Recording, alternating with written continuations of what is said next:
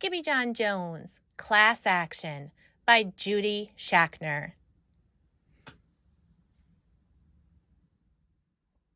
Skippyjon Jones Class Action. Skippyjon Jones was just dying to go to school. And nobody, not even his mama, was going to stop him. But she did, by the scruff of his neck. "School is for the dogs," stated Mama Junebug Jones emphatically. "They're unruly and drooly," she added dramatically. "Just listen to that barking.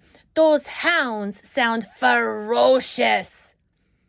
Plus, a bus full of dog breath would smell so atrocious. Good golly, Pop Lolly, it's such a no-brainer. If there is a good dog, it's because of its trainer. His mama gently nudged her nugget into his room.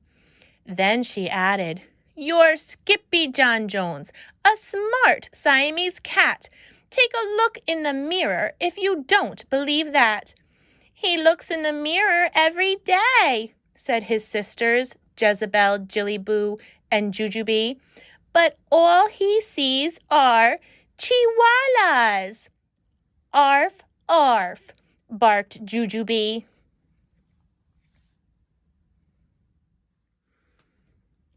After his family left him to think, the chihuahua did exactly what his mama suggested, but not before he bounced around his room with some books.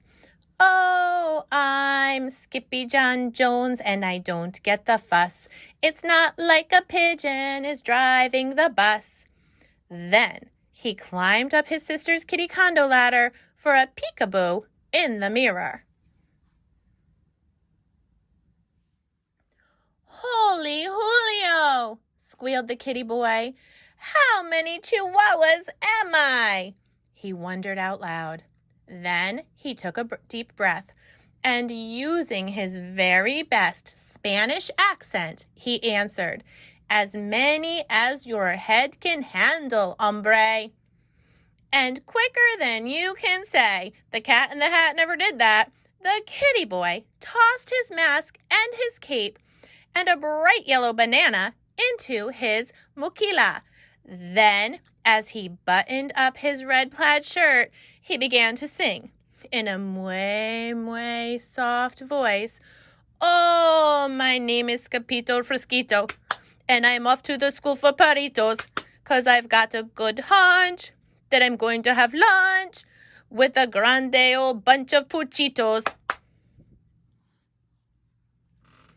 Just across the hall, Mama Junebug Jones and the girls were doing a little homework of their own. "Listen here, messy missies," said Mama. "How are you supposed to clean your kitty condo without your ladder?" "Skippyjon has it," said the sisters. "What for?" asked Mama. "So he can see the chihuahua in the mirror." The chihuahua, however, was already in his closet, boarding a bus for school. But the kitty boy wasn't the only chihuahua on board. His old amigos, los chimichangos, were going to school too. "Thank dog you made it, dude," exclaimed Don Diego, the biggest of the small ones. "Si, Skipito," panted Poquito Tito, the smallest of the small ones.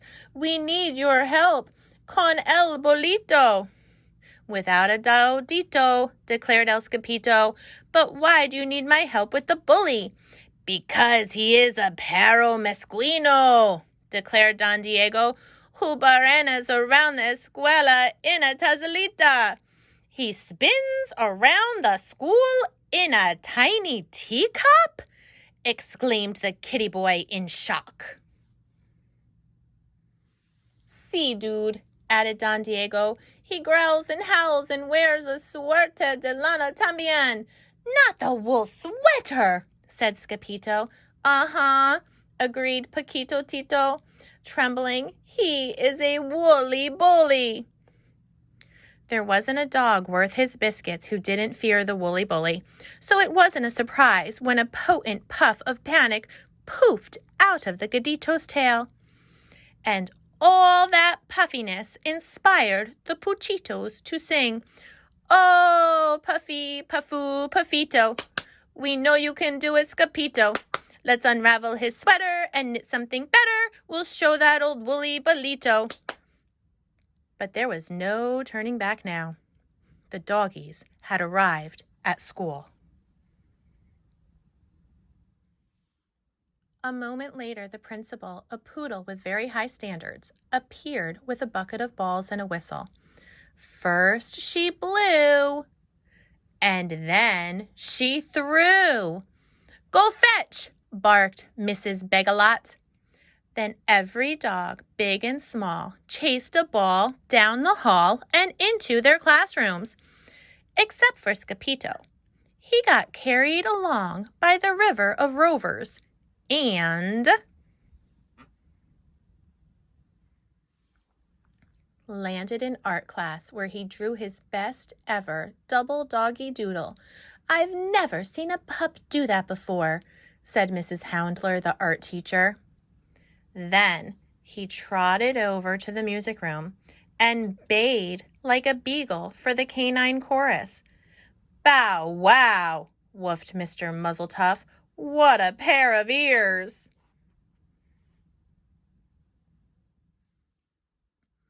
After music came math, where Skippy stunned Mrs. McDrooler with his counting skills. 2, 3, 5, 7, 11.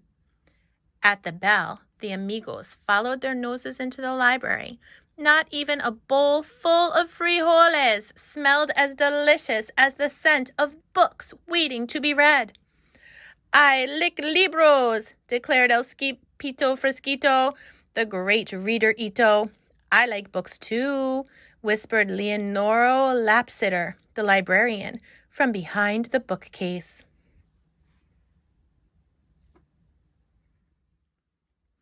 The kitty boy was the last to leave the library, so he had to race right over to French class, where Monsieur Fusée. "Can you say cheese?" asked the teacher. "Oui, oui," said the poodles. "Fromage." "Si, si," said Skippyjon. "Queso." "Queso cabezo," shouted the chimichangas from the rear of the room. "I'm not a cheesehead, chimichangos," chuckled the Gadito. "I'm a Chihuahua." The poodles were tickled pink to have Los Puchitos in class with them, and Los Puchitos wanted to share what they had learned with their amigo. "So the puppies sang, 'Comme si, comme ça, comme cito. We have something to tell you, Skippyjon. When the poodles say oui, they really mean si. So don't look for a red hydrantito." After French, Los Muchachos took a pass on obedience class, deciding instead to nap inside the warm case with the golden trofeos. "I'm not good at following rules," confessed the kitty boy. "What dog is, dude?" quipped Don Diego.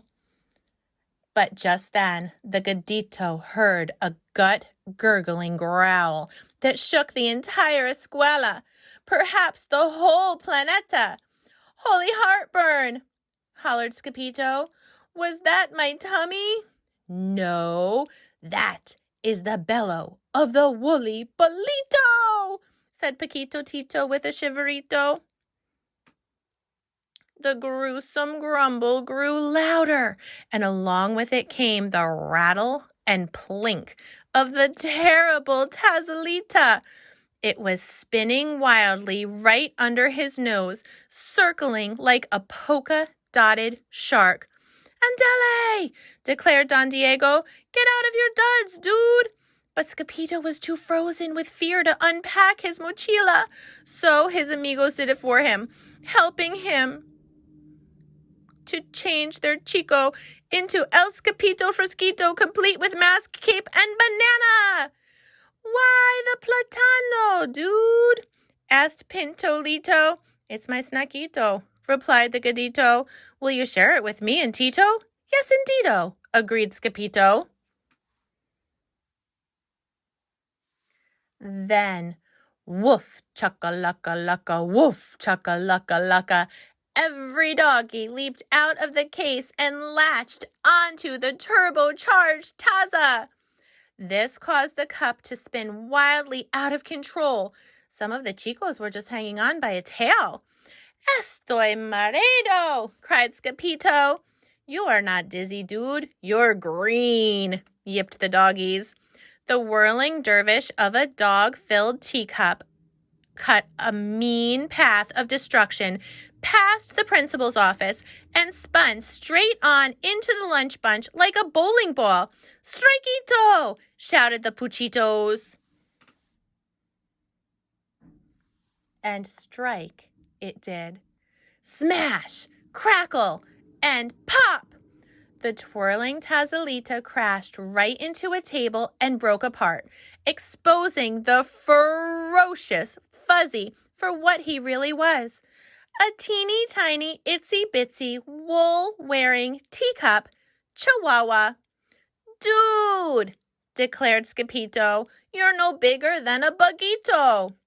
But the bugito's only reply was a gut-gurgling growl, greater than the hounds had ever heard before. Is that your tummy? Asked Skippyjo. Sí, replied the bolito. Tengo mucho hambre. I'm hungry too, agreed the Gatito. But you can have my platano. This act of kindness made the chimichangas pull out their jump rope right in the middle of the mess.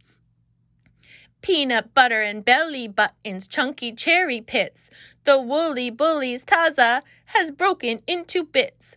Wiggle, waggle, wiggle, waggle, jelly on the toast. He's not a woolly bully, he's just hungrier than most. Just then, Mrs. Begalot stomped into the lunchroom. I smell a cat, she bellowed. The cat better scat. Then out came the whistle. First she blew, and then she threw a bright yellow ball down the hall, which every dog, big and small, began to chase, except for Skippyjo. He wasn't chasing the ball. He was running for his life. First, Skippy tripped. Then he slipped on the banana peel and slid straight out of his closet and back into the arms of his mama, Junebug Jones. What in the woolly white willies have you been up to, Mr. Whistle Whiskers? Asked Mama. He broke my teacup, whined Jillyboo. And he ate my banana, complained Jezebel. That's 'cause he went to school with the chihuahuas, explained Jujubee. Later that night, after every Fuzzy fell asleep, the kitty boy was good for one last bounce. Oh, I'm Skippyjon Jones, and I couldn't say it better. A dog is not a bully just because he wears a sweater. Then he bounced over to his mama and gave her a beso, a kiss she felt straight through the layers of her quilt. Good night, little dipper, said the very sleepy mama. Good night, mama, said the very sleepy kitten.